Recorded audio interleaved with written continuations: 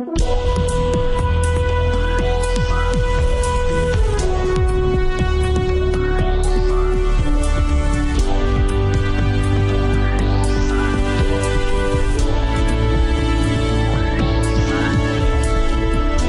to Real Money Talks, how to make money, manage money, and invest money. Your Real Money Talks host, Laurel Langmeyer, gets straight to the point about what it actually takes to make money and build lasting wealth in today's changing economic climate. If you're ready to get the financial results you've always dreamed of, keep listening. Real Money Talks is the right place for you. And now here's your host, Laurel Langmeyer. Hi, this is Laurel, and welcome back to Laurel's Real Money Talks podcast. Every day, we are podcasting around the world, and we're talking about quality conversations around money and investing, specifically the millionaire system that I created. And really, I didn't create it. It's been created for centuries. How do you become a millionaire?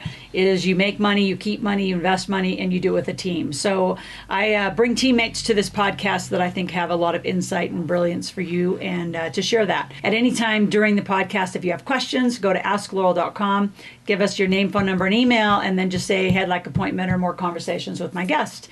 And we'll keep going. Today we're going to talk about real estate, specifically about the interest rates, how to buy cash versus leverage, and using private money. So those are our three topics. I have my partner, Jessie Brewer, and we're in the Kentucky market. That's right. And Cincinnati, Ohio. In fact, we're going to be going to Cincinnati July 27, 8, and 9, and we're going to be doing a tour, walking people through how Jessie does a multi-million-dollar enterprise in Ohio. So welcome. Hello. Tell us a little bit about you and your background. How did you get into this? Like, I've watched you take a few rounds through this real estate world, so you can maybe give some background on. I'm like an old warbird. If I You talk are. to people that have been around for a while, I don't feel like it. It definitely has aged me. I've been through a lot of the ups and downs of the market.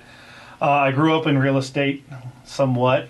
Dad owned some rental property, but he was a very traditional type investor, just hands-on, pay cash for it. If you can't afford it, don't buy it kind of guy. And had a couple small bank loans here and there, but no, he was always a subscriber, which a lot of people were. Yep. Because interest rates, back in the 80s were What were stupid they? high. Yeah, we're going to talk about double digits, right? I mean, Yeah. I was born in '78, so I really, I wasn't privy to all that, but I knew it was really high. So if you couldn't pay cash for it, he didn't want to buy it because you couldn't afford a bank loan on a rental property back then. At least that's what he always told me. Yeah. So started buying rental property when I was 22 years old. Market was really good. The interest bank loans were easy to give, back when they were doing all the non-owner occupied, ninja loans, this and that and the other. So got a few of those high interest, easy to obtain loans myself when I was first starting out, and saw the crash and had to figure things out quick and came out better from the crash in the long run. Mm-hmm. Here I am. And so let's talk about interest rates. It's like a big thing ever since Trump's been elected. And a lot of people have, all sorts of concerns that Trump's going to change things. And the one thing I always say, about Trump is my funny new conversation, because I've traveled with him and I know him, is, get past his personality and his hair. And he's one of us, right? He's I saw a hashtag the other day talking about the stock market interest rates. It said it's the Trump bump economy. It's the new hashtag, the Trump bump. Oh, that's funny. Right, I'm a hashtag and I'm stealing the Trump bump. I like that. No. Well, because he's one of us. I mean, he's a pure-blooded entrepreneur. He's a wealth builder. He owns tons of real estate. He's not going to do anything to harm us on this side. Now, the people who should be worried are the people who should be worried, which, have done nothing but live on socialization and welfare and sit on their ass and do nothing and, good. Right. That's not our conversation. So I actually know that from, even Jessie has said on one of my last podcasts, we're 73,000 pages of tax code. I think by the time Trump's done with this, whether he's reelected or not, I think we'll be nearing 100,000. I mean, the incentives he's going to give and giving already to corporations and to entrepreneurs and hiring incentives and land lease incentives, they're everywhere. I mean, so it's already started. So interest rates is one of the conversations. So let's get back to ours, which is a lot of people are freaking out that it's going to go up. And it already has a little. So it's bumped up a little bit. So I looked at, I like to use Bankrate. Yeah. The plug for Bankrate. That's just the site I go to. And I looked at a 30-year fix today at Bankrate. Today, the Bankrate fix was 4.1 on a 30-year traditional mortgage. And then I went back. There's another website I use. I forget the name of it. It's in my bookmarks. And you can do like a 10-year projection. Where were interest rates 10 years ago this day kind of thing. And now this was 2017, so it's still the kind of the top of the market. It hasn't really started to crash yet. It was still kind of hot. Mm-hmm. There was 6.1%, and people were buying up real estate like crazy, and no one was batting an eye about it. You know, we're 2 points lower today than we were 10 years ago, but people want to say, oh, interest rates are going up, let's run for the hills. And usually a commercial rate's about a point higher, you know, percent. A point's a percent. If I ever use the term point, I get people funny looks. Yeah. So, you know, back then, you know, 2007, a commercial rate was 7. You know, today a commercial rate's a little over 5. I got a loan out right now. I just get ready to close on a 5 1/4 on a 5-year, 25-year amortization loan, which is a daggone good rate for a commercial loan for non-owner occupied, just rental property. So, you know, the rates aren't going to go stupid high, and I don't think they can. You know, so we'll talk about that because I know you have some. I know you don't like to get into politics and some theory, not to be political about it, but I mean, the fact is, we owe trillions of dollars. 20 trillion. 20 trillion. 20 trillion. And if we raise the interest rates, we got to raise the money we got to pay back on our own debt. And I don't know the bipartisan issue or not. If who wants to pay more money for anything, you know. The Democrats, the Republicans, nobody wants to pay more money for anything. It doesn't make sense for anybody. So if they raise the rate, plus it'll crush the economy. I mean, if they raise them 9, 10, 15% like the doomsdayers say they're going to, it would crush any kind of... Real estate would be done. Real estate would be done. They would, because don't you think also, Jesse, we've had such, I mean, a decade trend of under 5s, right? I mean... People don't even know how to buy an 8, 10, or 12 environment. No, they don't. Our parents do. Absolutely, but we don't know how to buy, and that it would just be paralysis to the market, wouldn't it? It would be definitely a opposite trend type situation, and the few that know how to buy would get really, really, really, really rich from it. But the average day, it would crush the average day buyer. It would crush it. And then we're already having enough problems as it is selling real estate property with, you know, the millennial generation, which is a different topic we're going to coming up next. Coming up, a different topic down the line. But raising of the interest rates would be detrimental to not only to our national debt and paying that back, but just to our overall housing market. And as we've all learned in 2007 and 8 and 9, you know, the housing market crash wiped out every facet of the economy. Not a lot of them. So they definitely are going to be kind to that baby and take care of it. Yep. And so they're starting to bump a little. Do you give any prediction to a top out like it's going to rise? I don't think a 30-year fix will go above 5 anytime in the near future. Yeah, I don't either. It's at 4.1 now. I think before Trump got, and they always go up on election cycles. And it's just I think it's just an excuse. It's a bullshit excuse to do it, but they can. Well, and it's a blame excuse, and especially this whole group, right? They can't pick on him anymore. It's a blame excuse, and they do it. But I think it went up from a 3.5, 3.6, 3.8 maybe to a 4.1 today. If it gets up to a 5 by midterms, and what's that, in 2 years, year and a half, they'll start the midterm cycle, I'd be shocked. Yeah. But you never know. But I mean, I given it that projection rate, so if it goes a 5, so what? I mean, in the grand scheme of things, it's not real. It's still very, very cheap money when you start looking at historic rates. Yep. And let's move to our second topic. So the next one I want to talk about is cash versus leverage, a leverage purchase. So if you're going to buy, so first describe, because some of our listeners are more, there's a whole variety out there. So a cash versus purchase, cash versus a leverage purchase, describe that first. Well, a cash purchase, just, you straight up cash, you got money sitting in a bank and you're not doing anything with it. What do you call that? A lazy asset? It's a lazy asset. So you have a lazy asset, not doing anything. Earning your 0.5% at the bank or whatever it is, and you want to go buy a piece of rental property with it, well, you're using all of your own money. Yep. Which, I know you're not a big fan of that, and I'm not a huge fan of it. I mean, I've done it a few times to be competitive on deals, so I'm not a huge fan of it. But, your rates of return aren't going to be as good because you have so much cash tied up into that asset. Whereas if you can borrow the money for, even on a commercial rate, 5%, and you're going to borrow the rate of 5%, but your property is going to earn you 10%. Right. Now you're taking a large portion of that money above the down payment, and you're increasing its return. Yep. and leveraging it, like take a crowbar and you leverage up a sewer grate. You know, if you go try to pick that sewer grate up by your hand, if you're a big strong son of a bitch, you can probably do it.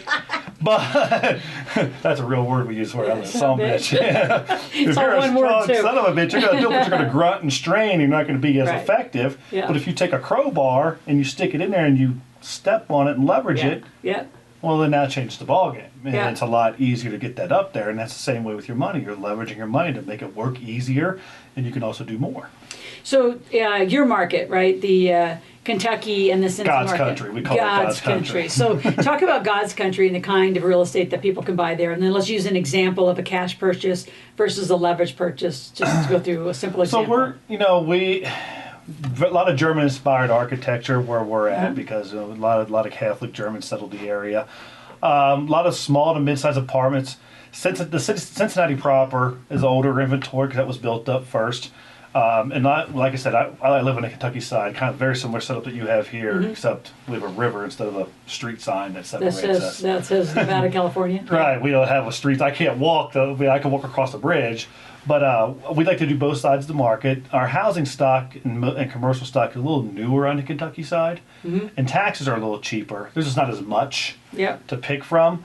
So you're looking at a lot of. I mean, if you're on the Cincinnati side, a lot of product built in 40s, 50s, and 60s, which I'm not a fan of. You know, flat roofs, boilers.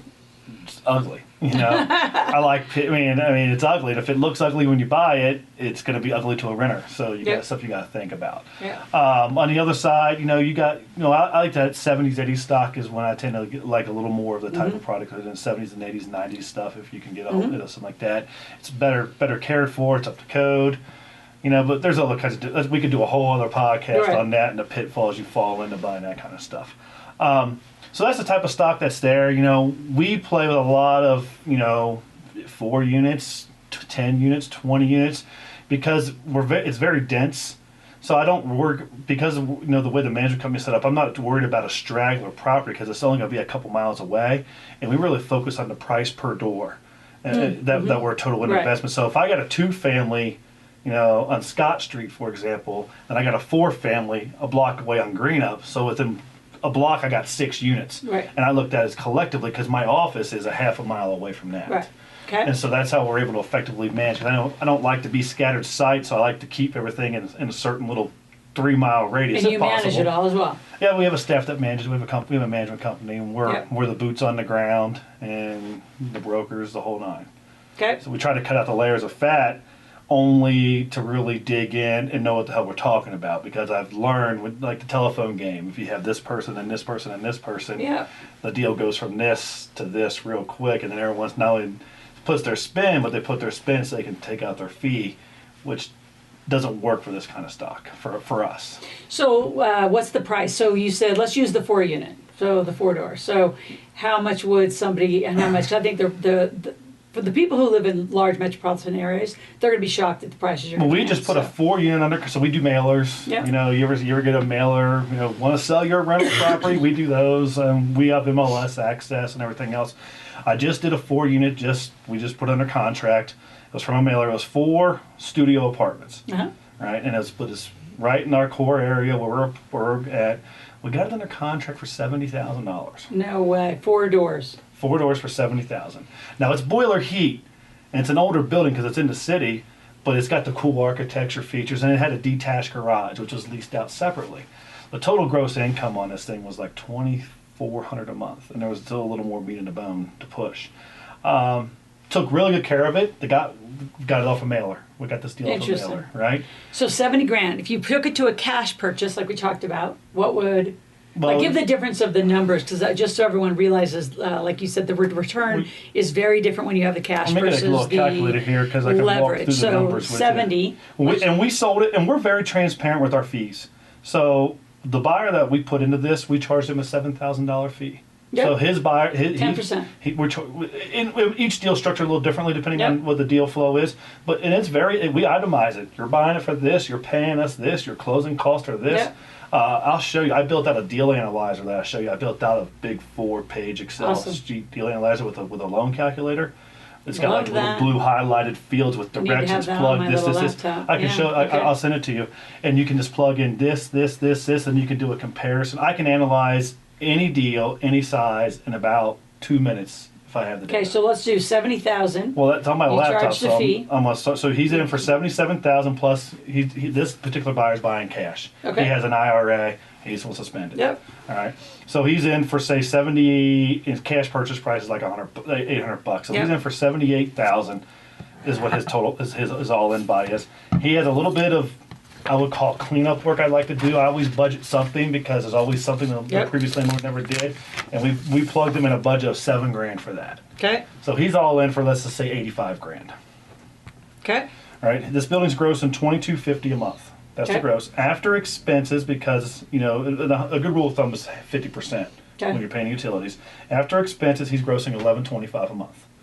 When I times that out by 12, it's $13,500 a year after expenses. Yep. Right. Divide that by his $85,000 all in investment, and he's unleveraged at 15.8. Wow, it's good. Right. Now, if I had a loan calculator handy and you did put a loan on something like Yeah. that 15 would jump to 29-30% easy, because you'd be leveraging. Now, leveraging smaller properties like that is Yeah. not the easiest thing to do, Because the banks don't like them? because the banks don't like them. I mean, if you're local and you live there and they know you, it's a different story. Yeah. But then you're going to put $3,000 closing cost into a $70,000 deal, That does which make I'm sense. not a fan of that. Yeah. If your closing costs are more than 3%, Yep. doesn't make sense to me. Yep. But So we've talked about interest rates, we talked about cash versus leveraged, and again, those of you that are interested, if you go to asklaurel.com, put in your name, phone number, and email, and if you want an appointment or you want to know more, a lot of my guests were pulling into webinars because there'll be enough input out there, because we got over 100,000 people watching this whole thing out there. It's kind of fun. And our Ask Laurel They can't see me, campaigns. can they? They can't see us. Okay, that's good. Just our Good. audio, just our voice. But if you also want to know about the tour that we're going to be taking, like we're literally going to go into these properties. We're going to go into title companies. We're going to go into the banks. Like we're literally going to walk you through what Jesse does and how he does it. And you'll have an opportunity to buy some real estate if you want. Yep. End of July. So again, go to asklaurel.com and in the comments section, say, I want to go on that tour, and we'll have somebody follow up and get you signed up. The last piece I want to talk about, though, is the private money. Like I love private so money. a deal like this would be perfect for private money. Okay, so explain private money to those listening, because a lot of you, like I told Jesse I've done 3 deals, and it's in a different part of Ohio, but I just did 3 deals, and I was private money for someone else, and it was a cash purchase, and it's kind of a combination of the conversation we're having, but describe that. So your private lender is someone that may have cash. They could have cash in their own lazy asset. They may be in a self-directed IRA or the solo, which I'm 401k. learning is the same thing as a self-directed, right? And it's just doing nothing. So they may want to loan it out, and they may want to, if you can maybe borrow it from them at like 8%. Yeah. And secure it against a real estate. Even something a little higher rate like that on a property like I just gave you here, you would still probably bump your return up to 18 to 20%, depending on how much of the money you borrowed. And you wouldn't have to put maybe say $85,000 out of pocket, and you can maybe pull back some of that cash and do 2 deals. So if someone is listening that have lazy assets, which we'd say anything under 10% is lazy, again, you can let us know, say, hey, I want to be private money. But Jesse and I are now partners, and we take your private money and find some good real estate. And what the private money gets is typically the first position. Correct. Yeah, just like instead of a big Wells Fargo, U.S. or National Bank or big bank as a lien holder, it'd be Joe Smith IRA, Yep. or wherever they loaned it out of would be the first lien holder. Okay. And then on the other side, if they want to find private money, what would you advise people to do to go find private money? You probably know a half a dozen private lenders, and they don't even know they're private lenders. Yep. They've got an IRA from a job they've left, and it's still sitting there, just doing nothing. Yep. And it's just sitting there, and then you educate them on how to turn it over to a self-directed or to a solo 401k, to where they can then direct their asset and lend you the money. Yep. You got to educate yourself on that piece.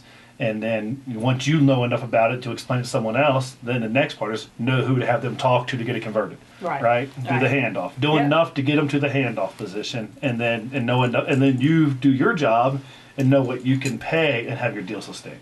Awesome. So again, if you have any questions, comments, want to engage further in the conversation, go to asklaurel.com. Say, I want to talk more to Jesse. I want to talk more about that Ohio and Kentucky. What do you call it? Kentucky. The good old, the God's country? I call it God's country, but it's a Okay. bluegrass state, but I call it God's Actually, country. I live on the Kentucky side of the river. Oh, you do? You're a Kentuckian. Well, I grew up in Ohio, but live in Kentucky. Why'd you Cheaper make the move? taxes. Oh, got it. A lot cheaper taxes. And then I married a girl from Kentucky at one time. Uh-huh. But then when I divorced a girl from Kentucky, I had to stay in The Kentucky. so the kids are still in The Kentucky. kids are still in Kentucky, There yeah. you go. So, and I like it there. I consider that home now. Yeah, I look forward to seeing it and coming back out. In July, we'll be visiting the 27th, 28th, 29th, so mark your calendars. Let us know if you want to engage in this whole conversation. There's a lot of people doing interesting tours, I call them, but not like boots on the ground and what we're going to be doing. So, Jessie, thanks for this conversation today. And all of you, you've been at Laurel's Real Money Talks podcast, and we'll be talking to you soon. Have a great day.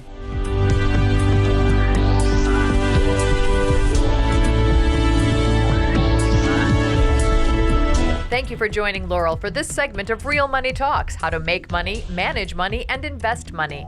To continue this new conversation and to find free resources to support your wealth creation, visit asklaural.com/podcast gifts. That's ASKLORAL.com/podcast gifts. Thanks for listening and join us again soon. New episodes are released every week.